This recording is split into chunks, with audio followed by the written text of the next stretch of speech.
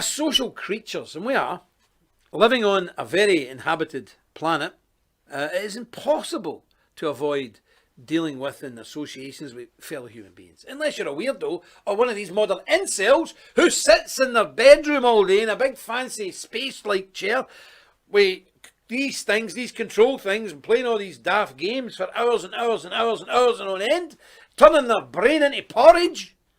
So unless you're one of them, sadly there's a lot of them, unless you're one of them, you will come across human beings and you will build up relationships with human beings. What do they call these folk now? Incels, that's it. They sit in the house, do nothing, don't know anybody. As Christians, it is important that our dealings with other people be conducted with wisdom. And you remember, our study in the Proverbs, it's all about wisdom. So we must have great wisdom and conduct ourselves with wisdom in all aspects of human relationship. As Paul wrote to the Colossians, and I'll just go through it, paraphrasing what we just read there, though speaking specifically to those who are not Christians, that's what that passage is about, people without. But it could also apply to Christian friends as well. Walk in wisdom towards those that are outside, redeeming the time. Let your speech always be with grace, seasoned with salt, that you may know how you ought to answer each one.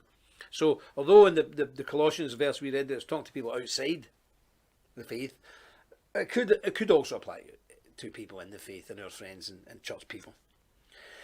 In his all-sufficient word, God has also provided the wisdom necessary whereby we can develop good relations with those around us to avoid the pitfalls that too often destroy good relationships. And you know, there's good people we come across in this world, and through a stupid word, just maybe one word, you've destroyed years of friendship. Have you done that? Beloved, tell me the truth, have you done that?